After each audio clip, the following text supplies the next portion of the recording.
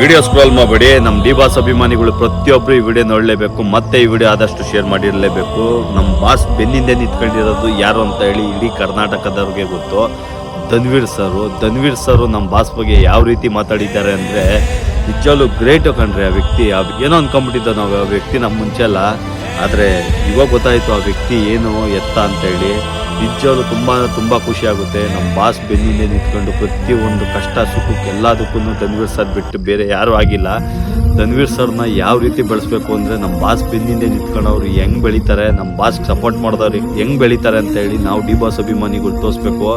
ಪ್ರತಿಯೊಬ್ಬರೂ ನಮ್ಮ D boss ಅಭಿಮಾನಿಗಳು ನಮ್ಮ ಧನ್ವೀರ್ ಸರ್ ಸಪೋರ್ಟ್ ಮಾಡಲೇಬೇಕು.